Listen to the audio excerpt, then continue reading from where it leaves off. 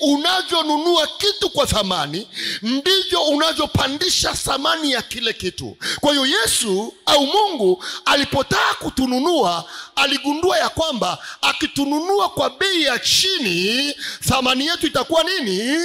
Chini. Kwa hiyo akavuka mipaka ya kiwango cha thamani ya kutununua, akatununua kwa bei ya thamani ya juu. Ili nini? Tunapoishi hapa duniani tusiishi kama watu tu wa kawaida, tuishi kama watu ambao thamani yetu ni ya viwango vya juu. Nisikie amina kwa jina la Yesu.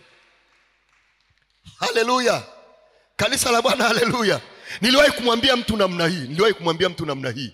Nikiwa hapa nimeokoka na mwingine yuko hapa hajaokoka, amemkataa Yesu, hajamkiri Yesu, na mimi niko hapa nimemkiri Yesu. Unisikilize niseme nawe, hata kama ana trilioni kwenye benki yake bado hanipiti mimi, kwa kuwa mimi nina mwanaume ambaye alivunja benki yake akaninunua, na nimekubali manunuzi, nimeingia sokoni, yeye bado hajakubali. Mimi nina thamani kwa sababu ya kile ambacho nimekiamini juu ya Yesu kukilipa pale msalabani. Jina la Bwana libarikiwe.